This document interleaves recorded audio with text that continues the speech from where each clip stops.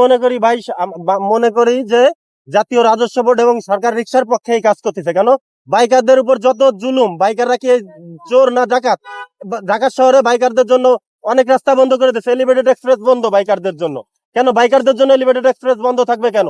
বাইকারদের সাথে যত সব বাইকারদের উপর অত্যাচারের উপর পড়ছি আমরা। কারণ হচ্ছে আপনি চিন্তা করেন, আমরা বছরে 2500 টাকা, 2 বছরে 2500 টাকা ট্যাক্স দিচ্ছি, এবং যে বাইকটার দাম 1 লক্ষ টাকা সেই বাইক আমরা 3 লক্ষ টাকা দিয়ে কিনতেছি।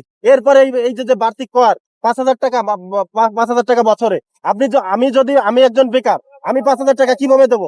আমি একজন স্টুডেন্ট, কিভাবে দিবে? যে 15,000 টাকা বেতনে চাকরি করে সে কিভাবে বছরে 5,000 টাকা দিবে? তার বাইকের 2500 টাকার ট্যাক্স টোকেনটাই তো ঠিক মতো করতে পারে না, অনেকে আছে। এটা কিভাবে দিবে? তার ভিতরে পুলিশের মামলা, হয়রানি এবং বিভিন্ন কিছু তো রয়েছেই। আমি মনে করি বাইকারদের উপরে বাড়তি চাপ বন্ধ করে এই অটোরিকশা বন্ধ করুক। দেখেন ভাই, অটোরিকশা গুলো উল্টো চলতেছে, এদের কোনো নিয়ম নাই, শৃঙ্খলা নাই, ব্রেক নাই, কিচ্ছুই নাই। এরা যে যেমন ভাবে পারে সেইভাবে চালাই নিয়ে যাচ্ছে। অথচ আমরা বাইকাররা সুন্দর মতো বাইক চালাই এবং নিয়মের ভিতর যাই, যার কারণে আমাদেরকে প্রতিনিয়ত হয়রানি করা হচ্ছে। দেখেন, কিছুদিন আগে তেল সংকট ছিল, তখন প্রাইভেট কারদের 60 লিটার পর্যন্ত তেল দেওয়া হয়েছে। বাইকারদের ক্ষেত্রে কি হয়েছে? 300 টাকার তেল দেওয়া হয়েছে। কেন বাইকারদের উপর বারবার কেন এমন হবে?